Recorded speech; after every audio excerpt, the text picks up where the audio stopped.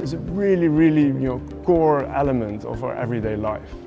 But on the other hand, we don't know anything about it. We didn't start as a company, we started as a campaign. And the campaign question was, how can we give visibility to the situation in Eastern Congo?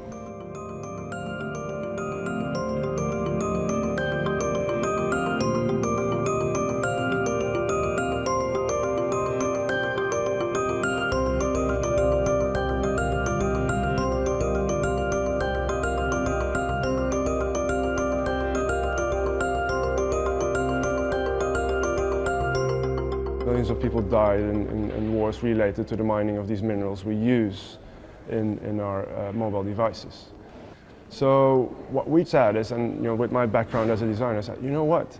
Why don't we make a device, make a phone?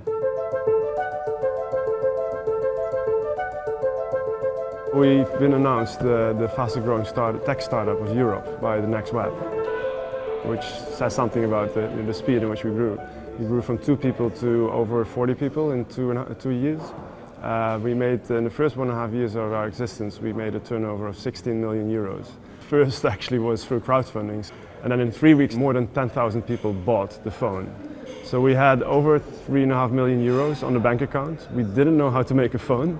And you can imagine me laying in bed at night crying, and my wife, going at me like, "Bas, come on, you can do it. You started this, so you have to, you really have to go for it now. It's a success."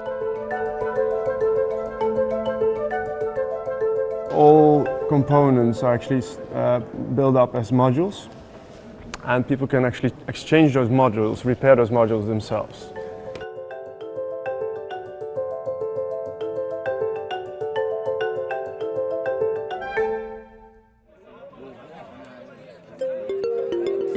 We work with mines, local mines in Eastern Congo, and where we get our tin, our tantalum from. So we contribute to the actual economic situation in the Congo instead of avoiding the country, which a lot of companies are doing. If you produce phones, you produce waste, right? And by doing that, by making a fair phone, we're already kind of in a paradox. So what we said is we want to take back phones as well to source minerals. So we've collected over 60,000 phones in the Ghana, and we got them back to Belgian refinery to take back to the minerals to be used in the supply chain again. I might call myself an idealist, but I also know that the world works in a certain way, and you have to business is an important mechanism to actually create change. That's why we set up Fairphone. That's why we started a company, instead of doing an art project, for example. And fellow designer of mine has once said, we're all hippies with business plans. The mechanism we use to change things is a commercial model.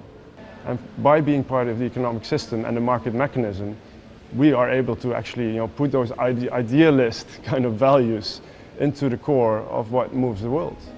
So we're not in it to become the biggest phone company in the world. But by doing what we do, we show that there's a market, we grow a demand, and if the demand grows, the market will follow. That's the way the world works, right?